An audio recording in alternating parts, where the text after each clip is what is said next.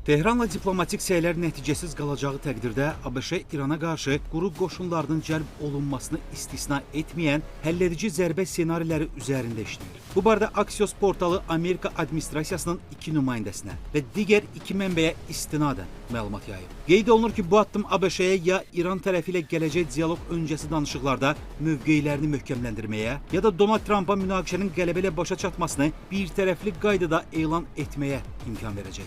Mənbələrin bildirdiyinə görə hazırda mümkün 4 ssenari nəzərdən keçirilir.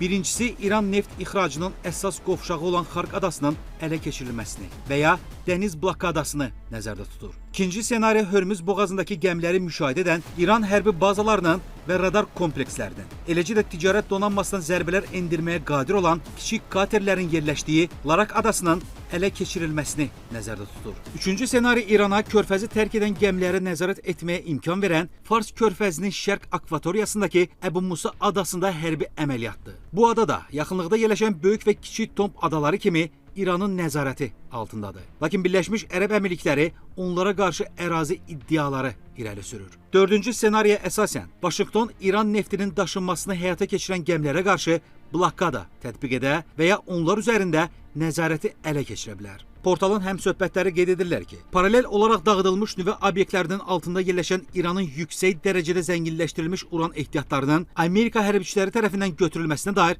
planlar da öyrənilir. Alternativ variant kimi həmin obyektlərə güclü avia zərbələrin endirilməsi də nəzərdən keçirilir. Mənbələrin məlumatına görə Trump hələ təklif olunan ssenarilərin heç birini təsdiqləməyib.